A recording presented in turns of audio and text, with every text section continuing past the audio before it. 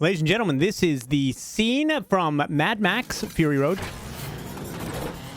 where they first start attacking the caravan with awesomeness known as Charlize Theron. I'm here with Baloney. Baloney, say hello. Hello. Baloney's a guy. He's not just a piece of meat, so don't treat him like a piece of meat. He doesn't appreciate it. We're going to watch Mad Max Fury Road, a scene from it, and we're going to break it down, analyze it, and show you all the filmmaking tricks that they're using to get it done, or get her done if you're from the South. All right, you ready, Baloney? Yeah. Ready to break this down? I'm ready. Okay, let's start it out. So she's just normal day, blah, blah, blah. I'm in my truck. Obviously, you see a speed change there.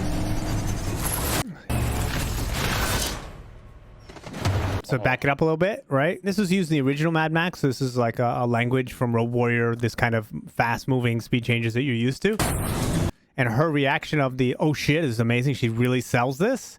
And it's accentuated more by the quick turn here. And these are the moments where the characters tell you how to feel about the action. So what her reaction is almost more important than the thing that happens. Because she's our lead. So here's our first cut, right? Now he's cut on action, and they love doing this, and they love having the guy come right at you. So it's in 3 parts. 1, 2, 3 to finish the motion on him. Right? So it's a nice little trifecta of action. 1, 2, smack. And this film is great at like having something conclude, and then something else enters the frame. Right? So it hits, and then your eye goes to something else, like the car going. And they do what they do really well here, Baloney, is like the way they do this swerve, and the swerve completes in this shot.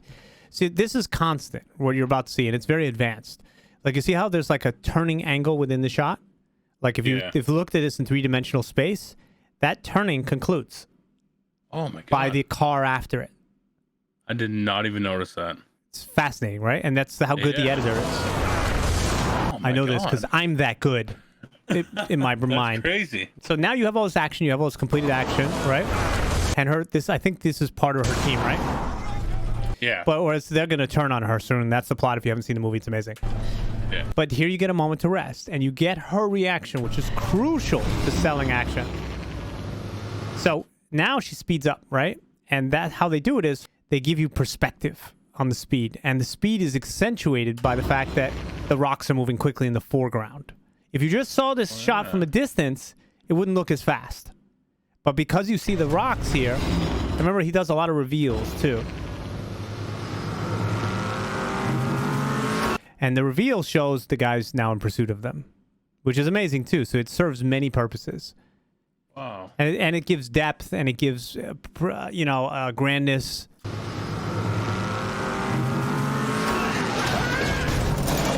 Right.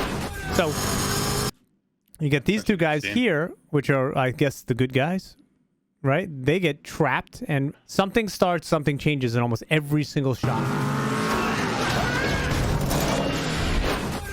That's a nice little movement here. There's a little bit of a screen thing here. See it? Like the camera does something weird. Yeah, it accentuates his drop. Yeah. Now you get this. What does this look like? This is like, imagery-wise, 4 horsemen of the apocalypse or something. This is like, Zeus. This is Zeus throwing a lightning bolt. That's exactly what that is. Kind of reminds me of the old movies too, like how they would always like super zoom in. Oh yeah. Well, same director, right? Same brilliant director. Yeah. So now you go from this iconic shot to this, what I would call like an orienting shot. Orienting because you wouldn't know where this is. So they give you this. If they give you this first, then the other one, it would be a completely different feel. But and even just having this little buzzsaw here creates danger for him, right? But then they create perspective. This is just to orient you to the thing. Now Circus Olay again, right? Which is amazing. He does his job up top. Gets out of the way so he doesn't get hurt. I love that. So, okay. This is a POV shot here that they've mixed in. Oh, there's a frame in there. This fucking film is so goddamn good and tricky. Look. And there's a speed up at the end. See it? That's a speed up right there. And they want to leave you with that image of him looking to tell you how to feel about it. Oh, fuck. Hey, and there he is again. Hey, welcome back, you fuck. Whee, there he is. I never even noticed that. Right? And it comes right into the camera. But it's like, it's so good. Oh my god. But you ever see that? I never. And remember, I told you. I did not. picture that big. So remember, why do so fast? why do you go back to her baloney in this way? For what I said Now before. because now it's like her perspective, like she has to get out of here. Right. Like that's all danger that's happening behind her, Right. right? Several things. A, she tells you how to feel about that Oh, okay. because she's your perspective. It's her scene. Yeah. B, what she tells you here is, I noticed that, but she's still in control. Oh. Love that. So this is now also her perspective, right? So it's keeping it her in the scene now. It's staying on her instead of just doing the thing. Oh, She's the okay. rear view mirror, or side view mirror, sorry. That's burning in both mirrors, which is even better. And then it's the orienting scene to what's burning. And then it's like, okay, well, now you get, this is very reminiscent. A lot of these shots call upon things that you've learned in cinema history or in other things. This is like any movie where they're trying to storm the castle, right? You got guys with them throwing the fucking hot oil down and catapults and archery down. This is them. Stopping them from doing that. Remember this thing here? I love they do this. So this is the focus of the shot, right? Which is they get you with this, but then here comes something. Here's a reveal. Another car. Another reveal. Oh Right? my They do God. it constantly, right? So distract you, reveal. So it keeps like every shot is a story. Every single shot. You'll probably do it many more times before even this scene is done. So here they wanted to hold on this, right? How'd they do that? So they go in, they get this nice, beautiful, that's a beautiful, cool, I wish I had this on my wall. It's such an awesome shot. And what keeps this interesting, so every shot is interesting too, is that this one, because it flips, it's using, again, like a screen spacing, like a three-dimensional screen spacing where you see like a turning cylinder within the screen.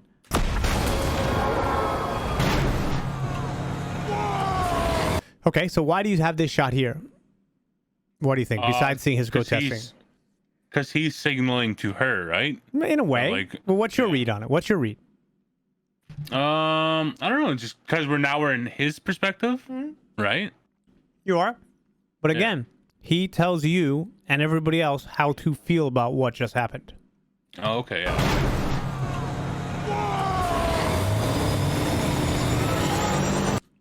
Which is, he's on the good side. It's hard to tell sometimes, but yeah, he's on the good side.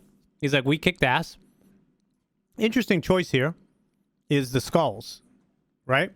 By going from this to the skulls and this charging forward, it just indicates more death in a way to me. Gives you it gives you a break. Sometimes you need breaks in these scenes. You need to just relax, and that's why you go to Charlize Theron. You have all these moments. These are chapter markers within this.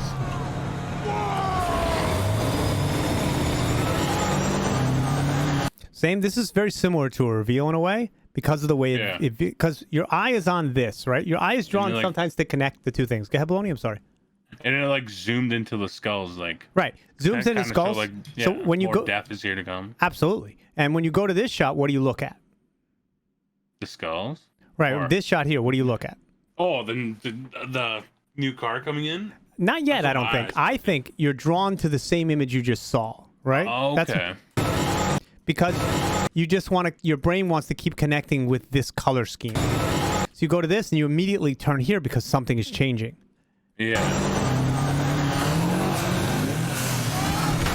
Now remember, every scene tells a story, right? Here's the first card. Now here comes the second as a reveal. Nothing in this frame. How did they film that? It's amazing. A lot with a lot of. Oh my God. Careful. Now you're seeing this here. What do you think is going to be next after this shot? I'm just going to guess. It's going to be Charlize Theron. Yeah. Right? Or this guy. Yeah. Because it's her perspective. Remember the rearview mirror from the last shot? They taught you that. Yeah. I could be wrong. No, I was right. Because it is her perspective. They just did it a different way. They kept it interesting. They just zoomed back to her.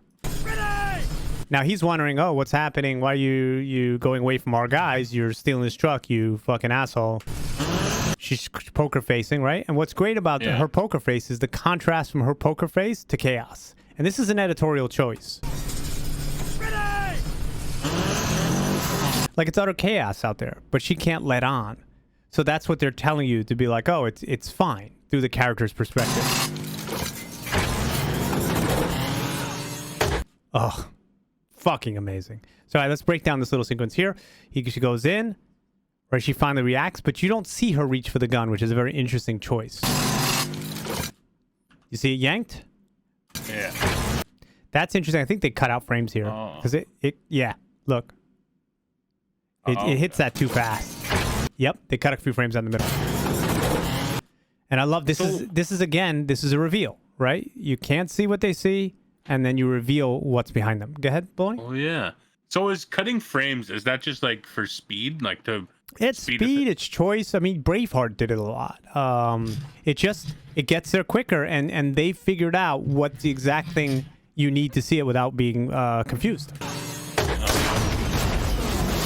Okay, so they do this. They blow it up here. Nice cut on action, right? And they blow it up in this one.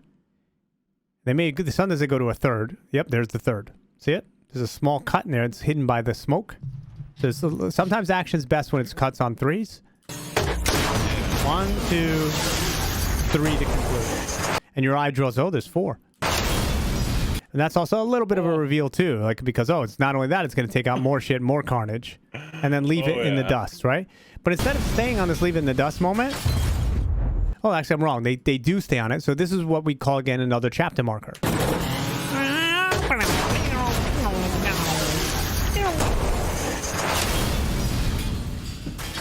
It's like it's so good they're just gonna like this boba tea. You're just gonna and hopefully you get some boba and that's it. Yeah. It's just gonna enjoy it. You just slurp it a little bit. Let you just enjoy it, but then they don't stop. Here it comes again.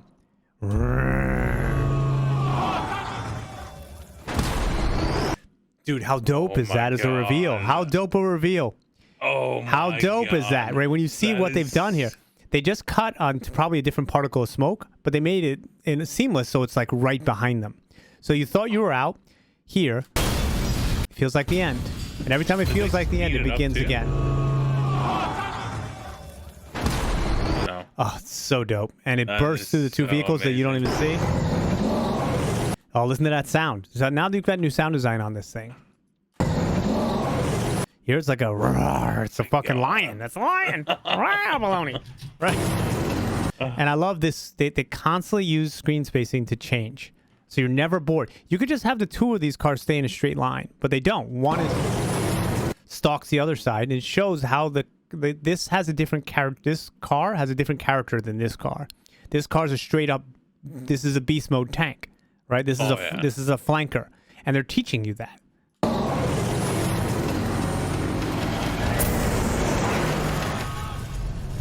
All right, she looks back. Right now, so another chapter marker, right? She looks back. She's considering what to do here.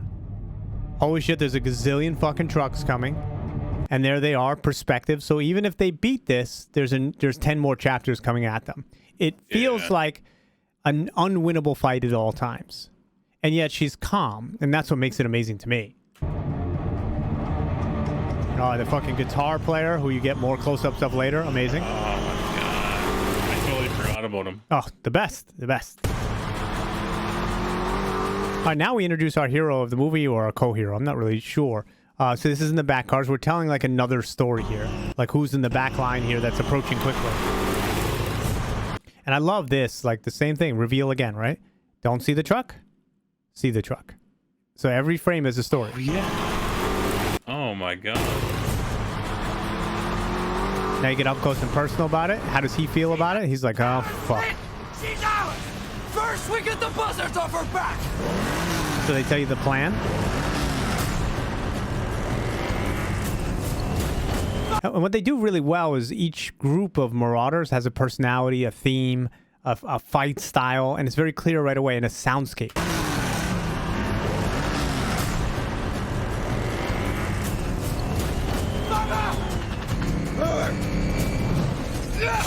Jesus, scared me. He's almost like a football player, right? He's like the big pass. Huck, huck.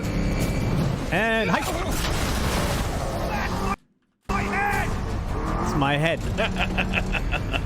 I love this little like detail, right? This is what they do. It's like, remember, they're constantly reinforcing. This little thing here, see that little thing right there? Yeah. It's like one of them. It's chaos. It's how they feel. It just apes them in a weird way. It's amped, you know? Okay, so this is now putting you in Nuck's perspective a few times here, starting to make him a real character. And that's how they build character, is through these little moments. He looks, what does he see? Oh shit.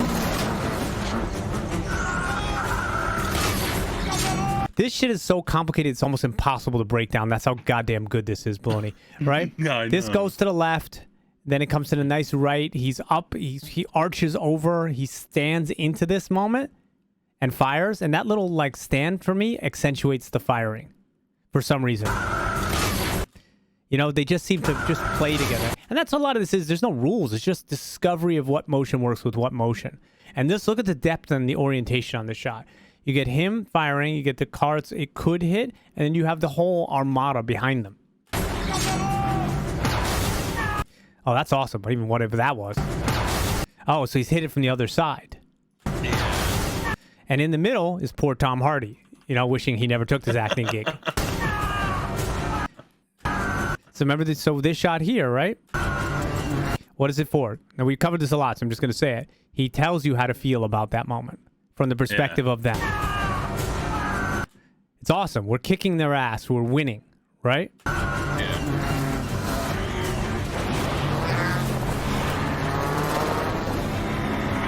Same thing, like this is what they do constantly as cars are coming in and out of frame.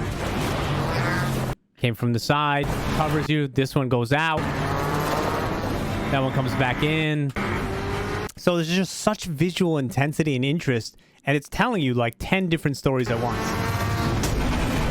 And I love, like, even little, this is very typical, but in a great way. This car, he looks, his perspective, here comes the car, doesn't hit here. Hits in the third shot, he reacts, tell you how to feel about it. And to sell the action more, you get a little bit of like chaos cuts here where you see a shrapnel. You don't see the full thing. And when you see this little shrapnel, the reason they do this here, they don't orient you right away, is because they want you to feel like he feels and he feels. And they wouldn't be able to see it in the grand sense. So they'll play it in the micro, in the little like shrapnel-y beats. All of these are close-ups.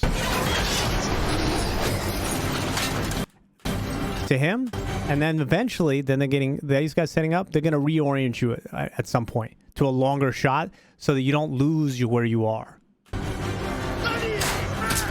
And they're actually, see, here it is. And this shot here, and then the wider one they showed you for 2 seconds, orients you to the action.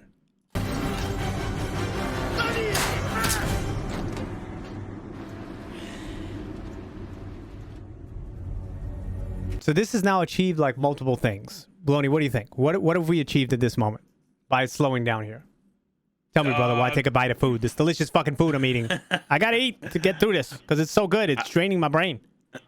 I think it's because you're in his perspective, right? Where he's like fighting to stay alive. So it's like his last moments. Mm-hmm. Yeah. So he's just like, because I feel after, as soon as he gets that spray in his mouth, I'm assuming the speed will start to, like, everything will start to speed up. Agreed. So I think it also serves, all of that is correct in my opinion. But this also serves of something happened and it's got everybody's attention. Oh, okay, yeah. You know what I mean? Everybody slows down. Something happened, like as if like the two main heroes met in the middle of the battlefield, and everybody was surrounding them, and something happened, and everybody was like, instead of fighting, they all just stopped to watch. So everybody's perspective goes on this. It orients you. It gives you a chapter break, but it also gives you a, hey, what was that? And so you had all this intensity before it, right? All this, and then you get. Like the calm before the storm? Not even a calm, yeah, maybe, but more just like the unknown. And it's so interesting because who is this guy? This is like fucking, skinhead number 75. Yeah, you know what I'm saying? Exactly. But they're so good at telling you that this is important that everybody looks. Nux looks, he looks, everybody else is like, what happened, bro? What happened to Skinhead 95? He went and said he got promoted. Get up! You can do it! Cheering for him. Little speed change on the thing.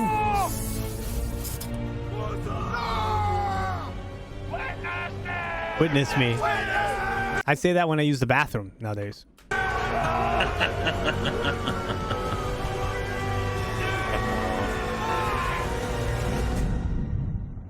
I thought it was eyes. So there's so much to that. He also, the guy to the left also throws in a spear. Does he really? At the exact same time. Oh my God! He's just like, I'm gonna send you to fucking Valhalla. Yeah. Val. I'll make sure they die. Yeah, you're going, bro. You're going. I know we're gonna witness you. I'm gonna personally escort you with this spear of doom. So what that does, though, in this moment, remember, you're watching a film, right? You're not just watching an action scene. What it does is that whole sequence there is so important because in that, I don't know, what is it, 10-second, 20-second thing? I don't know. I'm gonna time it here. It's like 20 seconds ish.